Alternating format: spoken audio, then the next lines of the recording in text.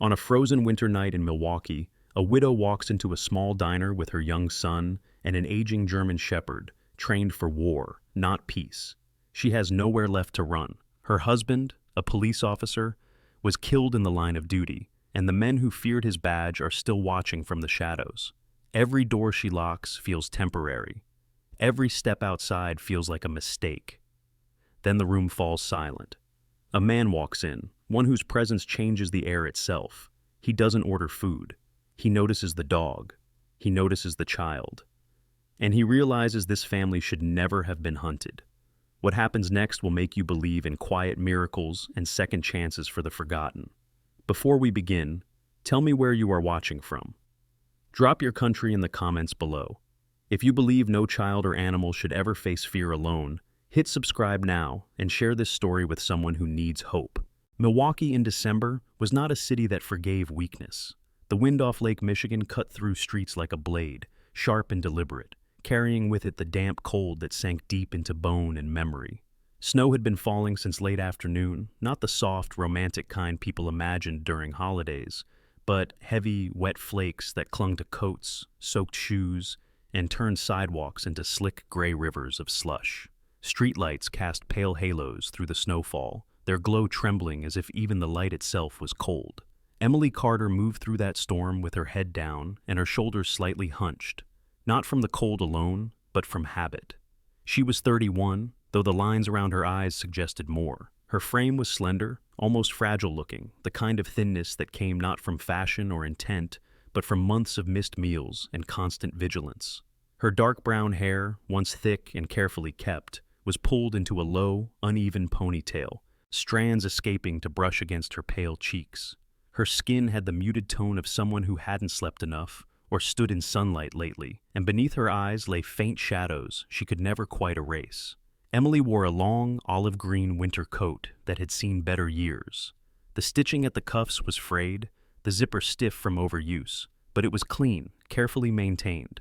She had always believed that cleanliness mattered, even when everything else fell apart. Beside her walked Noah. Noah Carter was 7 years old and too quiet for his age. He was small for his years, with sandy blonde hair that fell into his eyes no matter how often Emily trimmed it, and a narrow face that still carried the softness of early childhood. His blue eyes, however, had lost some of their innocence. They observed more than they asked. They learned quickly when not to speak. He wore a puffy navy jacket that had belonged to another child once, its sleeves slightly too long, the cuffs folded, inward. His boots were scuffed but dry, and he held Emily's gloved hand with both of his, as if anchoring himself to her. The diner sat on the corner of North 27th Street, its neon sign flickering weakly through the snow. Harris Family Diner, open 24 hours. The windows were fogged over, warm light spilling out in dull yellow patches that felt, from the outside, like a promise. Emily paused at the door. She glanced down at Noah, then slipped her hand into her coat pocket. Her fingers closed around a small wad of bills and coins. She didn't need to count them again. She already knew the number by heart. $12.18. It wasn't enough. She knew that, but it was all she had. "Just soup, okay?" she said softly, leaning down so Noah could hear her over the wind. Her voice was gentle, practiced calm, layered over fatigue. Something warm. Noah nodded without complaint. He always did. Inside, the diner smelled of coffee, frying oil, and something faintly sweet, maybe pie. The warmth hit Emily all at once, prickling her skin beneath her coat. The contrast made her dizzy for a moment. The diner was small, worn, and unmistakably working class. Vinyl booths lined the walls, cracked in places, patched in others. A counter with red stools ran along one side, occupied by a few regulars. A truck driver nursing black coffee, an elderly man reading yesterday's paper, a young woman scrolling on her phone with earbuds in. A waitress in her late 50s stood behind the counter, her gray-streaked hair pulled into a tight bun. Her name tag read, Sarah. She had the posture of someone who had spent decades on her feet, upright, efficient, and perpetually tired. Her eyes were sharp but not unkind, the kind that noticed everything, even when she pretended not to. Emily guided Noah toward a corner booth, choosing it instinctively. Corners felt safer. They always had. As they slid into the seat, Emily kept her coat on. Beneath it, she wore a thin sweater she hoped no one would notice. She placed her gloves neatly beside her on the seat, smoothing them as if order could substitute for comfort. Sarah approached with menus already in hand. "Evening," she said, her voice neutral but not cold. "Take your time." Emily accepted the menus, nodding in thanks. Her hands trembled slightly as she held the laminated pages. Prices swam before her eyes. She forced herself to breathe, to focus. Grilled cheese, $4.99. Soup of the day, $3.75. Milk, $1.89. She did the math again and again. Noah studied the menu seriously, his lips moving as he read the words he recognized. He stopped at the picture of a cheeseburger, then quietly turned the page. Emily swallowed. Outside, something moved. She noticed it only because Noah did. "Mom," he whispered, tugging lightly at her sleeve. "There's a dog." Emily followed his gaze toward the window. Just beyond the glass, partially sheltered by the diner's awning, sat a German shepherd. He was large, even sitting down, with a broad chest and long, powerful legs tucked neatly beneath him. His coat was a mix of deep black and tan, though dulled by dirt and snow. One ear stood fully upright, the other slightly bent at the tip, as if it had once been injured and healed imperfectly. His muzzle was graying just enough to suggest age. Not old, but no longer young. 6 or 7 years, perhaps. What struck Emily most was his stillness. The dog did not pace or whine. He did not scratch at the door or beg for attention. He sat alert, head level, amber eyes scanning the street with focused intent. Around his neck hung a worn leather collar, cracked with age. Attached to it was a short, frayed leash, the kind used by working dogs. A police leash. Emily's breath caught without her realizing it. She looked away quickly, her chest tightening. "Is he cold?" Noah asked. "Yes," Emily said, too quickly. Then softer. "Probably." She folded the menu carefully and raised her hand slightly to catch Sarah's attention. When the waitress returned, Emily spoke before she could lose her nerve. "Could we get the soup of the day?" she said, "and some bread, and a milk for him." Sarah glanced at Noah, then at Emily. Her eyes flicked, briefly, to the way Emily's fingers clutched the edge of the table. "For you?" Sarah asked. Emily shook her head. "Just him?" There was a pause. Not long, but noticeable. "All right," Sarah said at last, scribbling on her pad. "Soup's hot today." When she walked away, Emily exhaled slowly. Noah swung his feet beneath the table. "Mom?"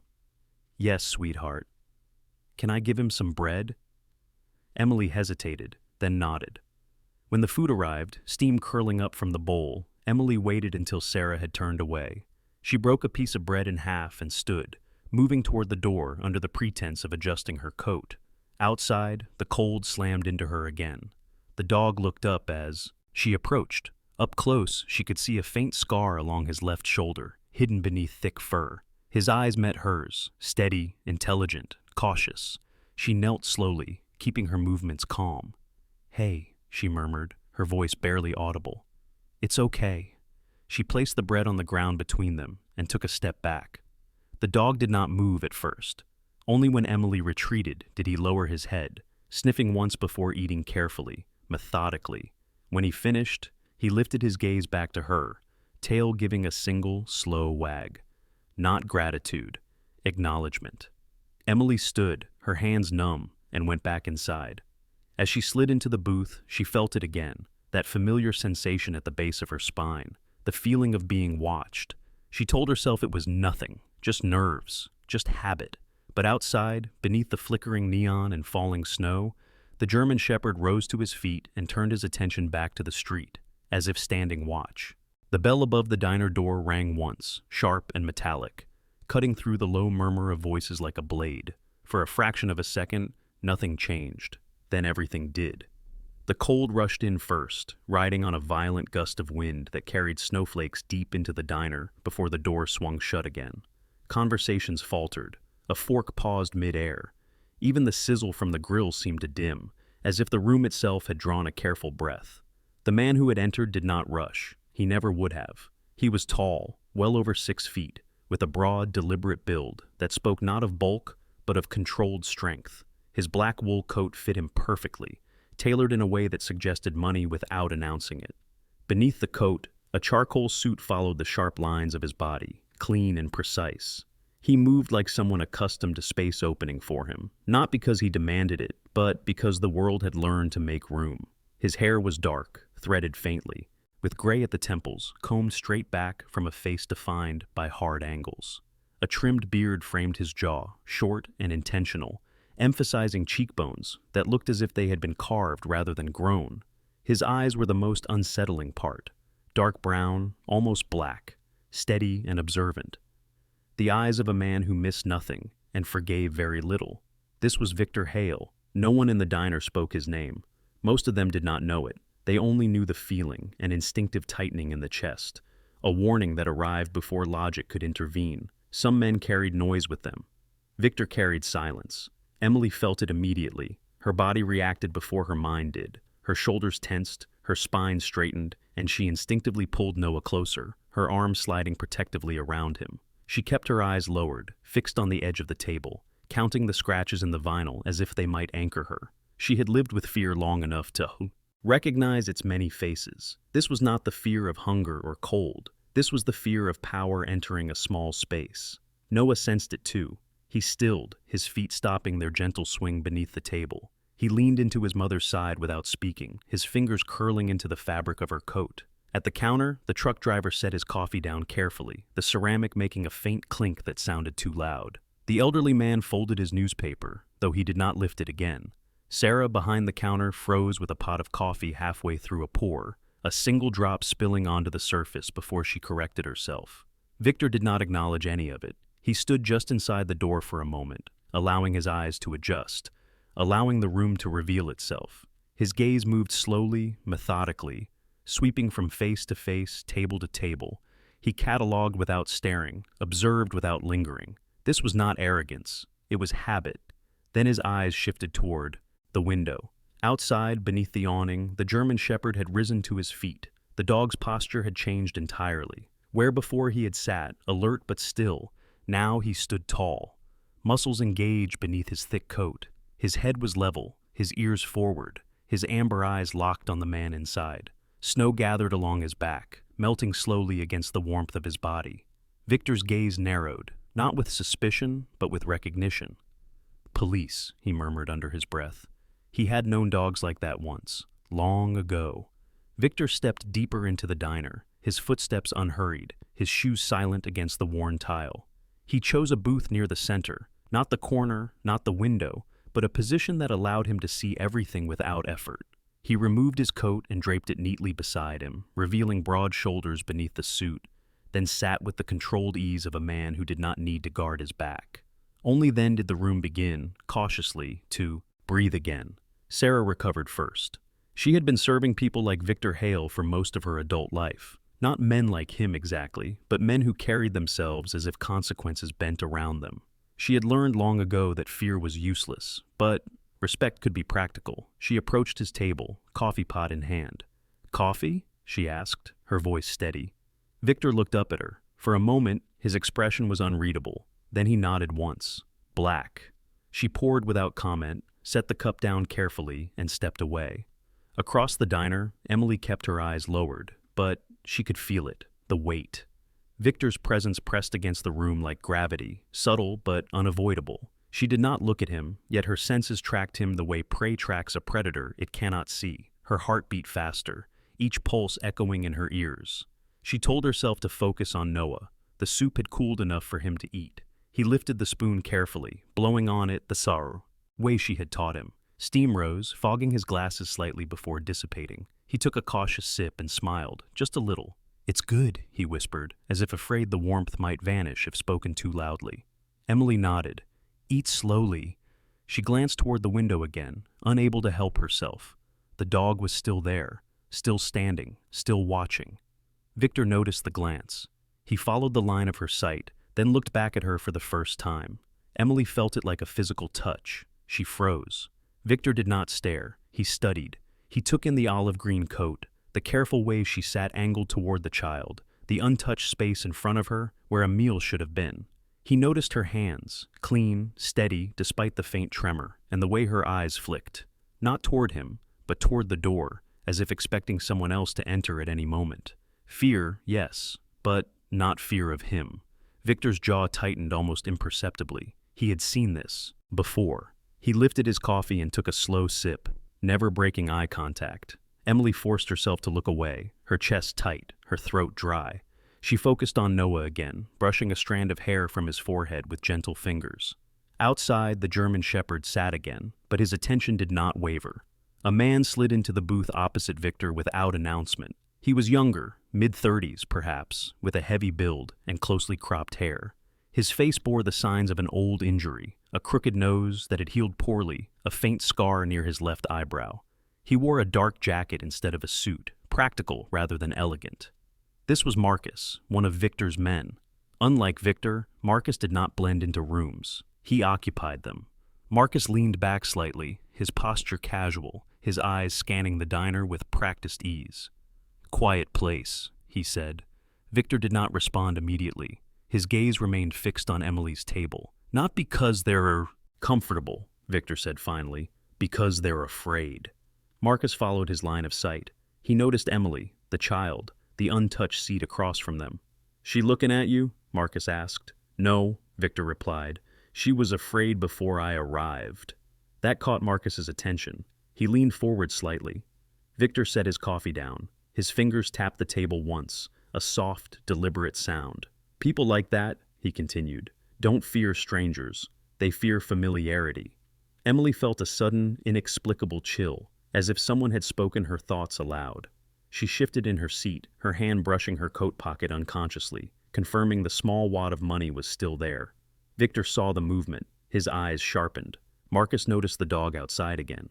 "That shepherd," he muttered. "You see the leash?" "Yes," Victor said. "A cop dog?" "Was." Victor's gaze returned to the window, to the animal standing watch, beneath falling snow. Something old stirred in his chest, something he had buried under years of careful control. He stood. The motion was unhurried, but it commanded attention nonetheless. Chairs creaked. Someone coughed. Sarah glanced up from behind the counter. Victor adjusted his suit jacket and walked, not toward the door, not toward the counter, but toward the corner booth. Emily saw him approaching in her peripheral vision. Her breath caught. Her body reacted instantly. She straightened, pulling Noah closer, her heart hammering so hard she was certain he could hear it. She did not run. She did not speak. She simply waited. Victor stopped a respectful distance from the table. Up close, he was even more imposing. He smelled faintly of cold air and clean fabric. His presence filled the small space, leaving little room for escape, but he did not lean in, did not crowd them. He looked down at Noah first. The boy met his gaze, wide-eyed but silent. Victor softened his expression, not much, but enough. "How's the soup?" he asked. Noah blinked, surprised by the attention. It's good, sir." Victor nodded. Then his gaze shifted to Emily. For the first time since he had entered the diner, Victor Hale spoke to her directly. "May I sit?" he asked. Emily's mouth opened, but no sound came out. Outside, the German shepherd rose to his feet again. Victor Hale did not sit until Emily answered. The question, "May I sit?" had been polite, almost formal, but it carried weight. It was the kind of courtesy extended by men who rarely needed permission. Emily felt it press against her ribs, felt the room narrow around the small space of their booth. She nodded once, a shallow motion, more instinct than consent. Victor took the seat across from her with measured care. He did not crowd the table, did not lean forward. He placed his hands flat on the surface, fingers relaxed, as if to signal that nothing here required haste. Up close, the sharp geometry of his face was even more apparent. The clean line of his jaw, the faint crease between his brows that suggested a habit of thinking through consequences rather than reacting to them. The trimmed beard softened none of it. It only framed the angles more clearly. Noah watched him with cautious curiosity. Victor met the boy's eyes again, this time holding them a fraction longer. "You eating enough?" Victor asked. Noah glanced at his mother before answering. "Yes, sir." Victor nodded, satisfied. Then he turned back to Emily. "You looked toward the door before I arrived," he said, not accusing, simply observant, and again after. "You're not waiting for me." Emily's hands tightened around the edge of the table. Her knuckles paled. "I'm not waiting for anyone," she said quietly. Victor studied her for a moment. He had learned long ago that truth rarely arrived in full sentences. It lived in posture, in breath, in the space between words. Outside, the German shepherd shifted his weight, claws scraping softly against concrete. Snow dusted his back, melting into his fur. His gaze remained fixed on Victor through the glass. Victor glanced toward the window. "That dog belongs to you?" Emily followed his eyes, her throat tightened. "He belonged to my husband," she said. Something in Victor's expression changed, not softened exactly, but sharpened with attention. "Belonged?" Emily nodded. The word opened a door she had been holding shut with both hands. "His name is Atlas," she continued. He was assigned to Daniel." She stopped there, as if the name itself had taken the air from her lungs. Victor waited. Silence stretched, heavy but not hostile. Marcus, still seated at Victor's booth, watched from a distance, his posture alert. He did not interrupt. He had learned when silence was work. Emily exhaled slowly, the breath trembling on the way out. "My husband was a police officer," she said. "Milwaukee PD. Patrol." Victor's gaze did not waver. "Was." "Yes." The word fell between them, final and irrevocable.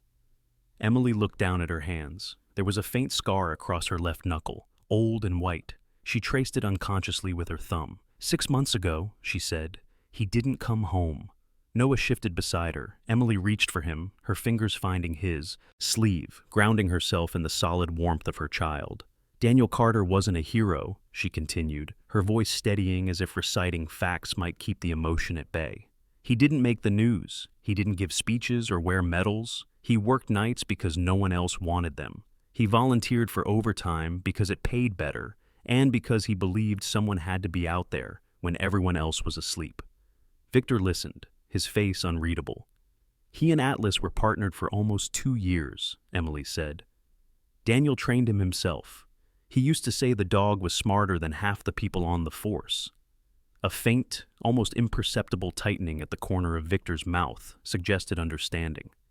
"There was a call," Emily went on. "Armed suspects. Warehouse near the river. They thought it was routine. It wasn't." Her voice faltered then, just enough to betray the weight beneath the words. "They were walking into an ambush." She swallowed hard. "Daniel was hit first. Twice. Once in the shoulder, once in the chest." Noah's fingers curled into her coat. Emily closed her eyes briefly. When she opened them, they shone but did not spill over.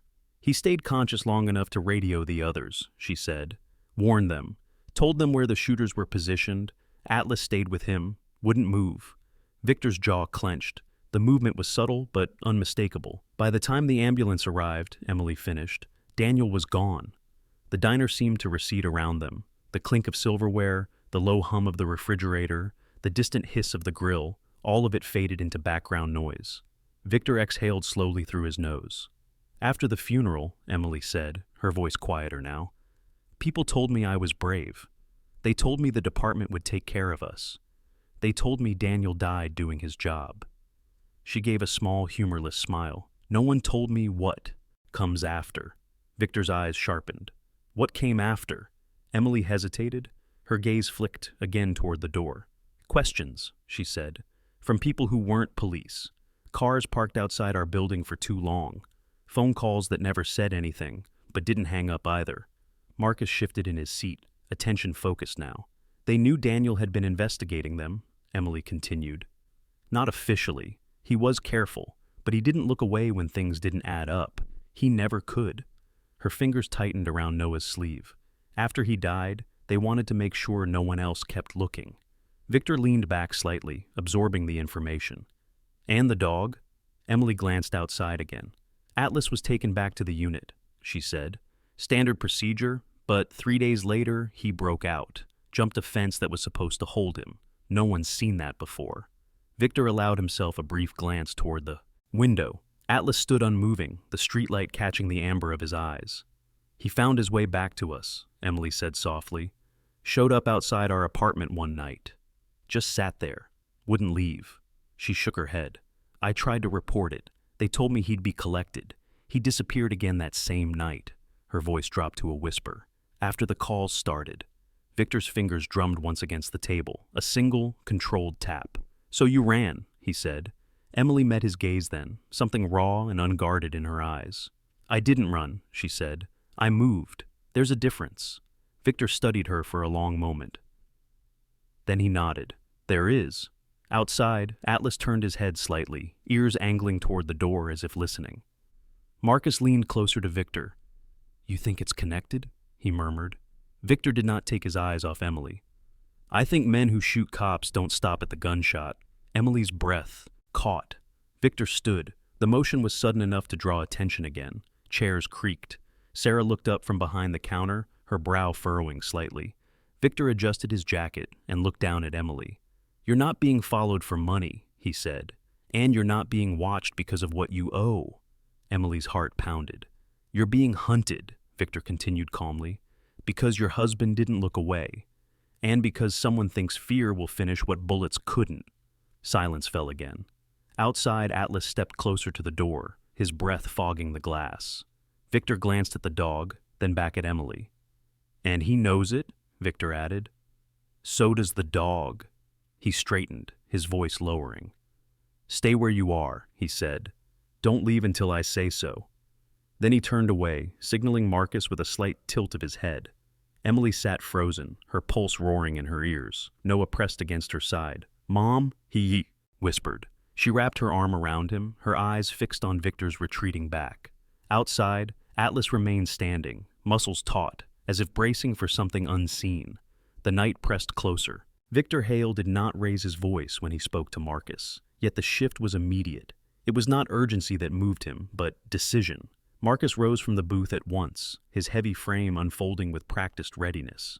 Years earlier, a street fight had shattered Marcus's left cheekbone. The bone had healed crooked, giving his face a permanent asymmetry that made his expression seem more severe than it was. He had learned patience the hard way. Pain had slowed him once, and he never allowed it to do so again. Outside, Victor said quietly. Marcus nodded and headed for the door, his eyes scanning the diner as he moved, memorizing faces, exits, reflections in glass. He pushed through the door and disappeared into the snow. Victor turned back to Emily. You're going to finish the soup, he said, not unkindly. Your son, too. Emily stared at him, confusion and fear tangled together. You said not to leave. I didn't, Victor replied. I said don't. Leave yet. The distinction mattered. She felt it, though she couldn't explain why. Victor gestured toward the window. That dog won't let anything happen while you're here. As if summoned by the words, Atlas shifted closer to the door, his broad body partially blocking it from the outside. His coat was thick now with snow, the black fur along his back darkened by wet flakes, the tan along his legs flecked white. He was a powerful animal, close to 90 pounds, Emily guessed, but there was no wasted movement in him. Every muscle seemed tuned, every breath measured. His age showed not in weakness, but in restraint. This was not a young dog eager to prove himself. This was a veteran. Emily watched him, her chest aching with something that felt like gratitude and grief braided together. Victor took a step back from the booth, giving her space again. Eat, he repeated. We'll talk after. He turned and walked toward the counter, positioning himself where he could see both the door and the street beyond the glass. Sarah approached him cautiously, wiping her hands on her apron. Everything all right? She asked, her eyes flicking toward Emily and Noah. For now, Victor said. Sarah studied him for a moment. She had seen men like this before, though never up close. Men who didn't threaten, didn't posture, but whose presence rearranged rooms. Her instinct told her that whatever was happening, it was already beyond her control. She nodded once. Coffee refill? Yes. Emily forced herself to lift the spoon again. Her hands shook less now, though her heart still beat too fast. Noah ate quietly, but his eyes kept darting toward the door, then to Atlas outside, then back to his mother. Is the dog guarding us? He whispered. Emily swallowed. I think, she said carefully, he's making sure no one comes too close. Outside, Marcus crouched near the edge of the building, partially shielded from the wind. He scanned the street with the detached focus of someone who had learned to read cities the way others read faces. Milwaukee at night had patterns, cars that belonged, cars that didn't, footsteps that hurried with purpose, footsteps that lingered too long. A dark sedan sat across the street, engine idling. It had been there when Victor arrived. Marcus noted the plates, then straightened as Atlas turned his head toward him. The dog did not growl, did not bare his teeth. He simply watched Marcus with open assessment. Easy, Marcus muttered. Atlas's tail moved once, slow and controlled. Recognition passed between them. Not friendship, but mutual understanding. Marcus had grown up around dogs like this. Guard dogs, police dogs, animals trained to read intent rather than motion. "You got good instincts," Marcus said quietly. "So do I." He moved closer to the sedan, his steps unhurried, as if he belonged there. The driver noticed him too late. Marcus rapped once on the window, hard enough to startle, but not shatter. The window rolled down an inch. The man inside was thin, pale, his jaw shadowed with uneven stubble. His eyes darted, restless. He looked like someone who hadn't slept properly in weeks. "You lost?" Marcus asked. The man swallowed. "Just waiting." "For what?" Marcus pressed. "For someone." Marcus leaned closer. "You picked the wrong corner." The man's eyes flicked toward the diner, toward Atlas. He rolled the window back up and pulled away without another word. Marcus watched the taillights disappear before returning to the door. Inside, Victor had been watching through the reflection in the glass. He saw Marcus re-enter, the slight tilt of his head confirming what he already suspected. "Car was waiting," Marcus murmured as he passed. "Not anymore." Victor nodded. "Anyone inside?" "No." Victor's gaze shifted back to Emily. She had finished the soup now.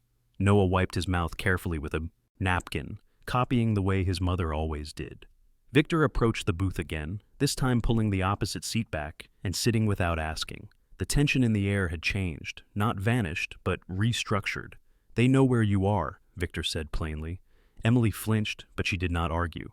"They followed you here," he continued, "or they followed the dog. Either way, they're testing boundaries." "What happens if they come back?" Emily asked. Victor met her eyes. "They won't." The certainty in his voice was not loud, but it was absolute. He reached into his jacket and removed his wallet. He withdrew several bills without counting them and placed them on the table, sliding them toward Emily. Her eyes widened. "I can't." "You can," Victor interrupted gently. "This isn't charity." He gestured toward Noah. "It's logistics." Emily stared at the money. It was more than she'd held in months. Her throat tightened. "This gets you a room," Victor continued. "Warm, close. One night, maybe more." She shook her head. "I don't want to be found." Victor's mouth curved, just barely. "You won't be." He looked toward the window again. "He won't allow it." Atlas sat down outside as if on cue, his massive body aligned squarely with the door. Victor stood. "We leave separately," he said. "You wait 10 minutes, then you go north. Marcus will be watching." "Watching?" Emily echoed. "From a distance," Victor clarified. "You won't see him unless you need to." Emily closed her eyes briefly. When she opened them, there were tears there now, unrestrained. "Why?" she asked. "Why are you doing this?" Victor considered the question. He did not answer immediately. "Because," he said at last, "men who kill police officers don't deserve to choose the end of the story." He turned toward the door, then paused. "And because," he added, "dogs like that don't.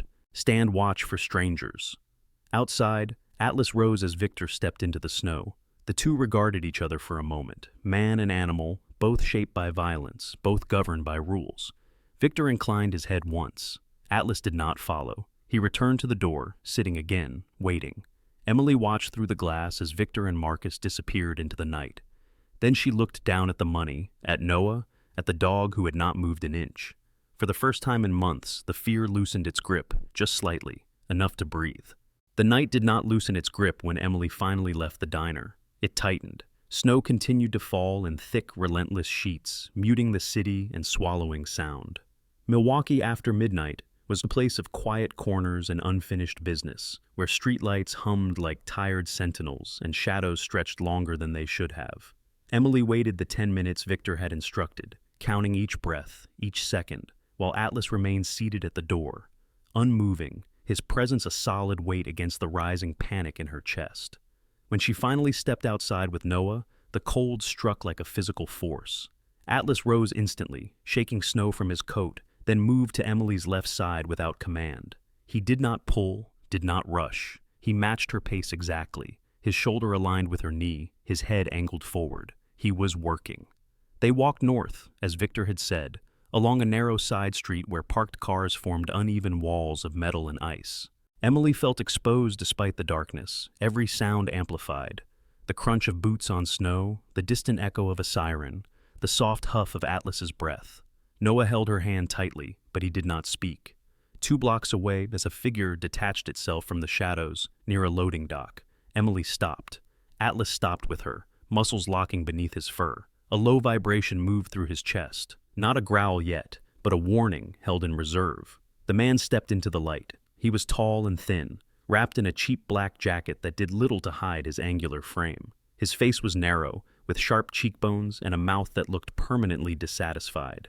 Patchy stubble darkened his jaw, and his eyes were restless, never still, flicking constantly between Emily, Noah, and the dog. He smelled faintly of cigarette smoke and stale coffee, the scent of someone who spent too much time waiting in cars. "Evening," he said, forcing a smile that didn't reach his eyes. "Cold. Night to be walking." Emily did not answer. Atlas stepped forward half a pace. The man noticed. His smile faltered. "That your dog?" he asked. "Yes," Emily said. Her voice surprised her. It did not shake. The man raised his hands slightly, palms out. "Relax, just checking in. Folks been worried about you." "No one knows us here," Emily replied. The man's eyes flicked toward Atlas again. "Dog like that draws attention," Atlas growled. This time it was unmistakable. The sound was low, steady, and deeply confident, the growl of an animal that knew exactly what it was capable of and did not feel the need to prove it. The man took a step back. "Hey," he muttered, "easy." Before the situation could stretch further, headlights flared at the far end of the street. A dark SUV rolled forward, slow and deliberate. It did not stop near them. It passed by, continued on, then turned the corner without slowing. But the message had been delivered. The man exhaled, sharply, his bravado evaporating. "You got yourself some new friends," he said, not unkindly now, but with a hint of something like fear. "Good luck." He disappeared back into the dark as quickly as he had come. Emily stood frozen for several seconds after he was gone. Atlas remained alert, scanning the street until the echoes of footsteps faded completely. Only then did he return to Emily's side and sit, pressing lightly against her leg. She knelt in the snow without thinking, wrapping her arms around his thick neck. Her breath came out in a shudder. "Thank you," she whispered into his fur. Atlas did not respond. He simply held still. Across the city, in a different kind of darkness, Victor Hale watched a very different street. The warehouse sat near the old rail lines south of the river, a low concrete structure that smelled of oil and rust and long neglected ambition. It was the kind of place where businesses failed quietly and were replaced by operations that preferred not to be seen. Victor stood inside, his coat unbuttoned now, his posture relaxed in a way that made seasoned men nervous. Across from him stood 2 men. The first was Gregor Vance, broad and heavy-set, with a shaved head and a beard that looked more like neglect than style. His nose had been broken more than once, leaving it flattened and crooked. He had once been a dock worker before discovering that intimidation paid better than honest labor. The second, Tommy Reyes, was smaller, quicker, his wiry frame coiled with nervous energy. His hair was slicked back, his eyes sharp and calculating. He smiled too often, a habit born from thinking charm could replace caution. Both men had weapons nearby, neither reached for them. Victor did not raise his voice when he spoke. He did not need to. "You've been using my name," he said calmly. Gregor shifted his weight. "We do business in your territory, that's all." "No," Victor replied. "You do theft and call it business," Tommy scoffed. "You care now? Since when?" Victor stepped closer. The air seemed to tighten. "Since you decided to touch families," Victor said. "Since you decided that a badge dies when the man wearing it does." Gregor frowned. "What badge?" Victor's eyes hardened. "Don't insult me." Silence fell heavy and absolute. Tommy's smile vanished. "We didn't kill him," he said quickly. "That wasn't us."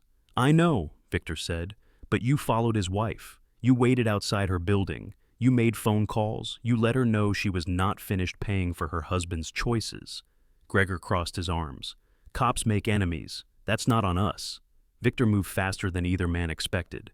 He grabbed Gregor by the front of his jacket and slammed him back against a steel support beam, the impact ringing through the warehouse. Tommy reached instinctively for his waistband, but froze when Marcus stepped out of the shadows behind him, a gun already drawn. Marcus's face was expressionless. "Don't," he said. Victor leaned in close to Gregor, his voice low and precise. You mistake patience for permission. Gregor swallowed hard. You don't get to decide when a debt ends, Victor continued. And you don't get to rewrite rules that keep this city from tearing itself apart. He released Gregor, who staggered but stayed upright. You're done, Victor said. Both of you. Tommy shook his head. You can't just be... I can, Victor interrupted. And I will. He stepped back, adjusting his cuffs with meticulous care. Every family you've scared gets restitution. Every dollar. Every threat undone. Gregor laughed weakly. And if we don't? Victor's gaze was cold. Then you won't be a problem anymore. The meaning was clear. Victor turned and walked away without another word. Back on the north side, Emily reached the motel Victor had named. A low, modest building with faded brick and a flickering vacancy sign. A single light glowed near the office door. It wasn't much, but it was warm. Atlas paused at the entrance, scanning the lot before allowing Emily and Noah to pass. Inside the room, the heater rattled but worked. The beds were clean. The door locked solidly. Emily sat on the edge of the mattress, Noah already asleep beside her, his breathing deep and even for the first time in weeks. Atlas lay across the door, his body a living barrier. Emily watched them both, and finally let the tears come. She did not know what Victor Hale was doing on the other side of the city. She did not want to know. She only knew that for this night, at least, they were safe. Outside, snow continued to fall, covering footprints, erasing evidence, quieting the city. And somewhere beneath that silence, old rules were being enforced. Morning arrived quietly, as if it did not want to disturb what little peace the night had allowed. The snow outside the motel window had thinned to a light drift, smoothing the parking lot into a pale, forgiving surface that erased the sharpness of the city. The heater rattled and clicked, uneven but persistent, filling the room with dry warmth. Emily woke before her body was ready, the habit of vigilance pulling her out of sleep long before the mind could catch up. For a moment, she did not move. She lay still on the narrow mattress, listening. There were no footsteps in the hallway, no voices outside the door, no car engines idling too long beneath the window. Only the soft rhythm of Noah's breathing and the deeper, slower cadence of Atlas's breath as he lay stretched across the door, his massive frame blocking it completely. His ears twitched once, then settled. He was awake, but calm. Emily sat up slowly, careful not to wake her son. Her hair fell loose around her shoulders, now dark and tangled, and she pushed it back with tired fingers.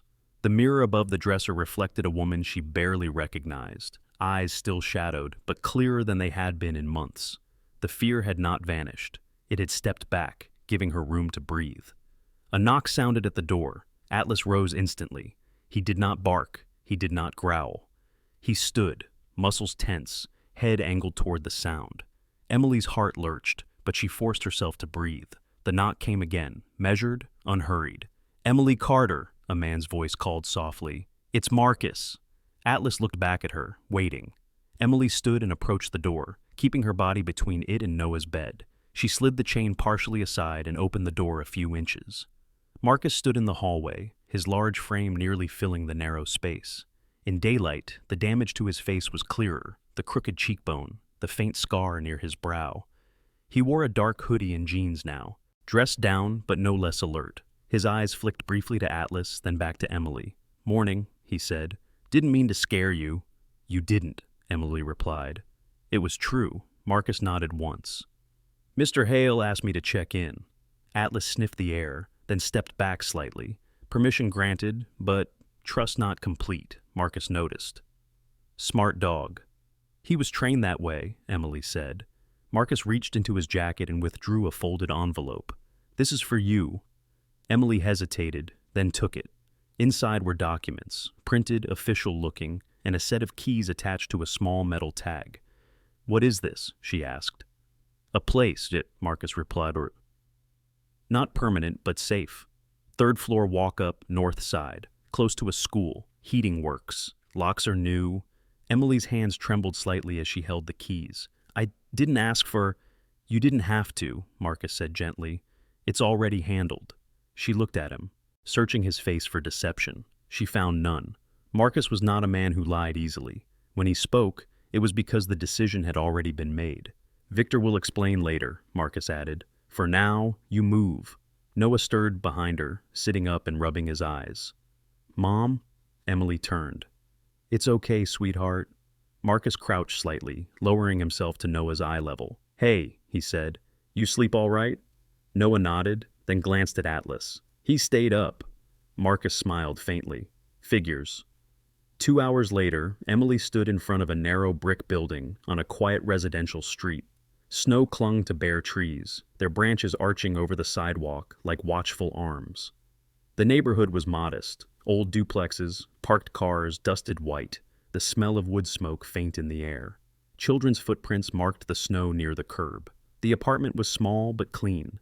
2 bedrooms, a narrow kitchen, a living room with worn but sturdy furniture. The windows faced the street, allowing light to spill in even through the gray morning. Emily moved through the space slowly, absorbing it piece by piece, as if afraid it might vanish if she hurried. Atlas inspected every corner, every doorway, his movements deliberate.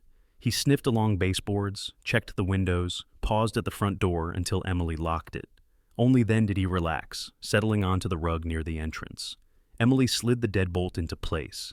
The sound was solid, final. She leaned her forehead against the door for a moment, breathing. This is our home? Noah asked, his voice small but hopeful. Emily knelt beside him. For now, she said, yes. That afternoon, Victor Hale arrived. He did not announce himself. There was no entourage, no show of presence. He knocked once, firmly, then waited. Emily opened the door to find him standing alone in the hallway, his coat removed, his suit simpler than before. In daylight, he looked more tired, lines around his eyes deeper, his expression more restrained. Atlas rose but did not advance. He watched Victor closely, ears forward.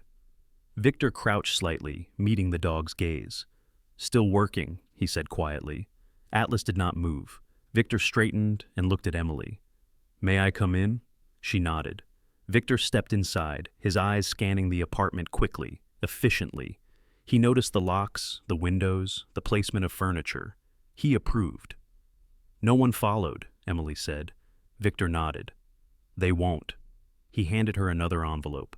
These are confirmations, he said. No outstanding claims, no pending issues. Emily frowned. Claims? Victor met her eyes. There were people pretending you owed them something. You don't. She opened the envelope with shaking hands. Inside were legal documents, formal, unmistakable. Her name, Daniel's, clear language, finality. Her knees weakened. She sat down heavily on the couch. I don't understand, she whispered. Victor took a seat across from her, resting his forearms on his thighs. Your husband died doing his job. Some men thought his death meant his rules died too. No, Emily said quietly. Daniel wouldn't have believed that. Neither do I, Victor replied. He looked toward Noah, who had been listening silently from the doorway. Your father was brave, Victor said.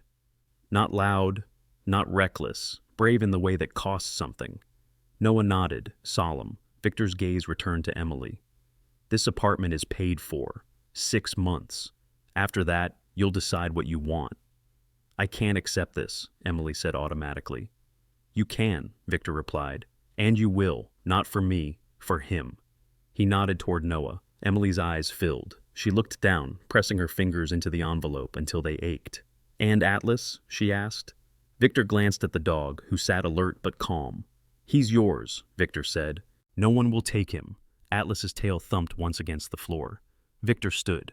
There will be someone nearby, he added. You won't see them unless you need to. Emily swallowed. How long? As long as it takes. Victor moved toward the door, then paused. One more thing, he said. Lock the door at night. She managed a weak smile. We will. Victor inclined his head once and left. That evening, Emily cooked for the first time in months. Simple food, pasta, canned sauce, but the smell filled the apartment with something unfamiliar and precious, normalcy. They ate together at the small table. Noah laughed once, surprised by the sound. Atlas lay at his feet, content. When night fell, Emily locked the door. Not because she was afraid, but because it was cold outside. Winter loosened its grip slowly, like a reluctant guest who refused to leave without being asked twice. The snow along the sidewalks retreated into gray piles, shrinking day by day, revealing cracked concrete and the dull brown of dormant grass. Milwaukee did not bloom suddenly. It thawed in stages. Emily learned that healing worked the same way. The apartment settled into a rhythm. Mornings began with routine rather than panic. Emily woke to the sound of the radiator clicking awake, the low hum of heat spreading through the rooms.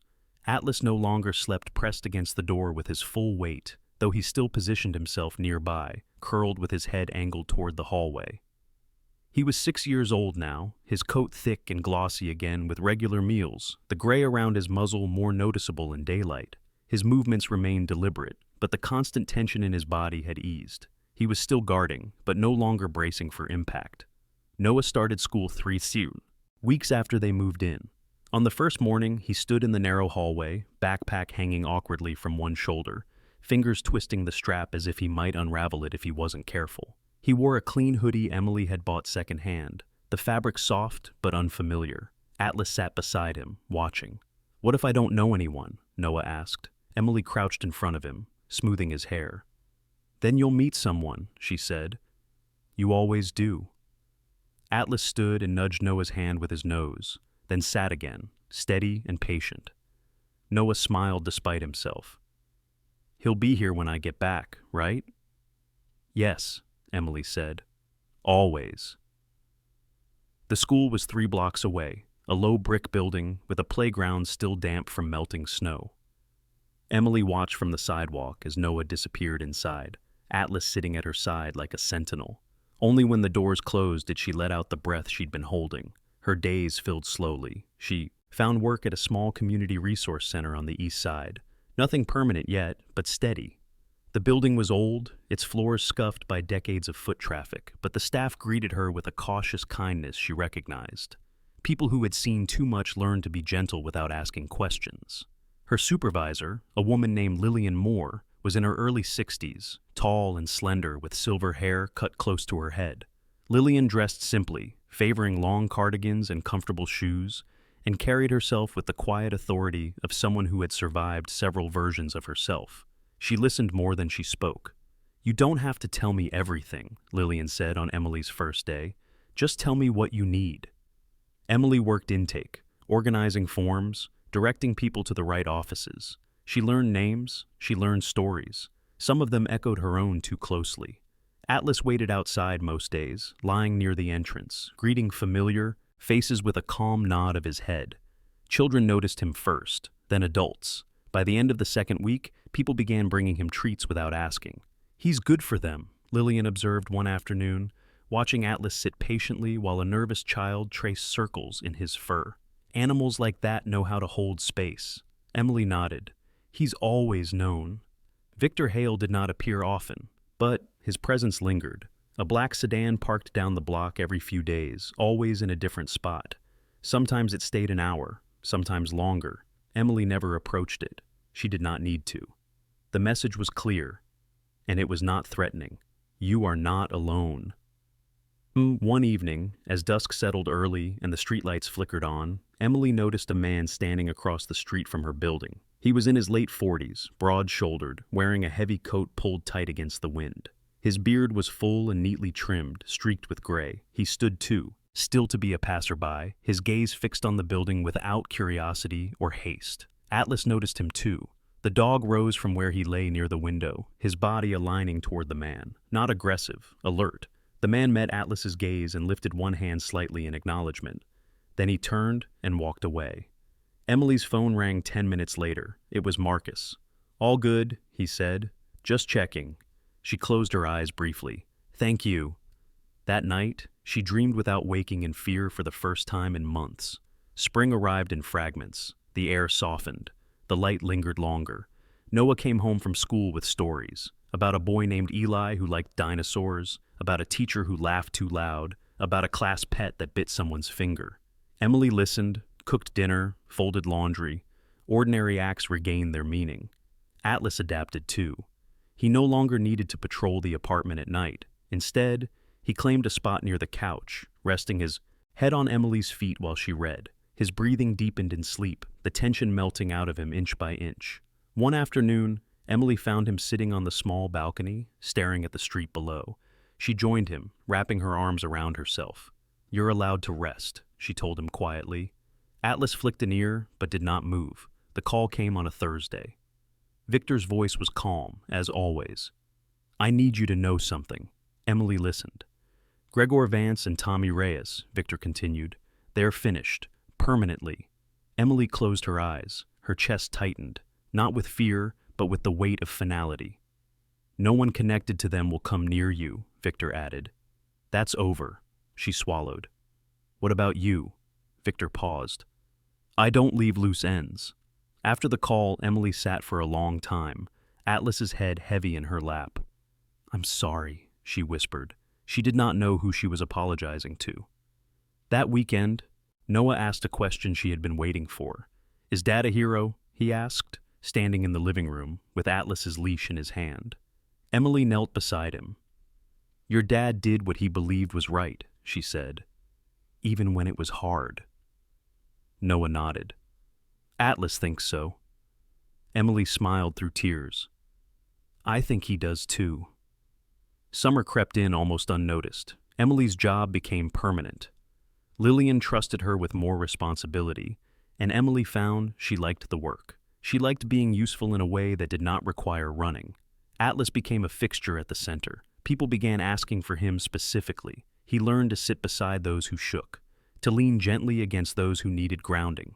His age showed more clearly now, but his presence remained unshakable. One evening, Victor appeared at the apartment. Not unannounced this time, he knocked. Emily opened the door to find him standing there, older somehow, the lines around his eyes deeper. He looked at Atlas first. "He's still working," Victor said. Emily nodded. "He always will." Victor stepped inside briefly, handing her an envelope. "This is the last of it," he said. "Education, fund, medical, no obligations." "I can't—" "You can," Victor interrupted softly, "and you should." They stood in silence for a moment. "Daniel Carter mattered," Victor said finally. "That won't be forgotten." Then he left. That night, Emily locked the door. Not because she feared the dark, but because she had something worth protecting. Atlas slept nearby, Noah dreamed, and the city outside continued on, indifferent and vast. But inside that apartment, life had begun to breathe again. 5 years changed the city in ways Emily barely noticed at first. Milwaukee softened around the edges as time passed. New cafes replaced boarded-up storefronts. Sidewalks were repaired. Trees that once stood bare and skeletal now arched over streets with practiced generosity, their leaves filtering sunlight into patterns that moved gently with the wind. The city still carried its scars, every place did, but it no longer felt like it was holding its breath. Neither was she. Emily stood on the opposite side of North 27th Street, her hands wrapped around a paper cup of hot chocolate, watching 2 children argue passionately about marshmallows. Noah was taller now, his limbs awkward in the way of boys just beginning to outgrow childhood. His hair still refused to stay out of his eyes, though he pretended not to notice. Beside him stood a girl with tight braids and a sharp laugh, her winter coat too thin for the weather, borrowed from someone else's closet. Noah had given her his scarf without thinking. Emily smiled at the sight. Atlas sat at her feet. Age had found him, but it had been kind. His muzzle was almost entirely gray now, the black fur softened to charcoal. His movement slower but no less deliberate. His frame had thinned slightly, though the strength beneath remained. He was 10 years old, an old dog by most measures, but his eyes were still clear, still watchful. He no longer stood guard with rigid intensity. He rested, knowing the difference. They were waiting for the light to change. Across the street, the diner was gone. In its place stood a glass-front cafe, clean and modern, its interior warm with amber lighting, and the smell of coffee beans ground too fresh to ignore. The sign above the door read, "Lakeview Corner," polished and confident, as if the past beneath it had never existed. But Emily remembered. She always would. "Mom," Noah said, turning back toward her. "Can we go in now?" She nodded. "Yes." They crossed together, Atlas rising with effort and following at a measured pace. The cafe door opened easily, the bell above it chiming softly, an echo of something older, gentler. Inside, people talked and laughed, unguarded. No one lowered their voice when Emily entered. No one paused mid-motion. They chose a booth near the window. Atlas lay down beside the table, curling carefully, his breathing steady. A young barista approached, early 20s, freckles across her nose, hair pulled into a loose bun. She smiled openly, without calculation. "What can I get you?" "Hot chocolate, coffee, one extra cookie, shared." As they waited, Emily let her gaze drift through the space. The walls were decorated with photographs, neighborhood scenes, smiling families, the city at its best angles. In one corner hung a small plaque she had not noticed before. In memory of Officer Daniel Carter, he kept the watch. Her breath caught. She did not touch the plaque. She did not need to. It existed. That was enough. Noah followed her gaze and stood quietly for a moment. Then he returned to his seat. "He'd like this place," Noah said. "Yes," Emily replied, "he would." Outside, a black sedan rolled slowly past the cafe. It did not stop. Emily noticed it anyway. She always did. The car continued down the street, blending into traffic, just another vehicle moving through the city. But she recognized the shape, the restraint, the way it never lingered too long. Atlas lifted his head, watching it pass. Then he lowered it again. Protection did not need to be constant anymore. It simply needed to exist. Later that evening, after the cups were empty and the cookie reduced to crumbs, they walked home beneath early winter stars. The air was cold, but clean. Noah talked about school, about a science project he was convinced would change everything. Emily listened, smiling, correcting him gently when he exaggerated too much. At the apartment building, Atlas paused before the steps, as he always did, taking a moment to gather himself before climbing. Emily waited patiently. "You don't have to rush," she told him softly. Atlas looked up at her, then continued. Inside, the apartment was warm and familiar. Photos lined the shelves now. Birthdays, school plays, quiet afternoons. Emily hung up coats, set keys down, moved through the space without tension. She locked the door. The sound was familiar, comforting, not because she feared what was outside, but because she cherished what was within. That night, Noah fell asleep quickly, his breathing deep and even. Atlas settled near the foot of Emily's bed, his body heavy with age and contentment. Emily lay awake for a while, listening to the quiet, letting memory come and go without resistance. Her phone buzzed once on the nightstand. A message, no name, just a number she had never deleted, all clear. Emily closed her eyes and typed back a single word. "Thank you."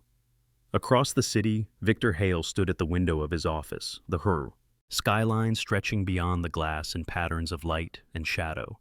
He was older now, the silver in his hair more pronounced, the weight of years evident in the set of his shoulders. His suit jacket hung open, forgotten, as he watched the city breathe. Marcus stood nearby, arms crossed, his posture relaxed in a way it never used to be. "They're good," Marcus said. "The boy's doing well, the dog too." Victor nodded. "I know." Marcus hesitated. "You ever think about stepping back?" Victor did not answer right away. He watched the street below, the flow of lives intersecting without ever knowing how close they had come to disaster.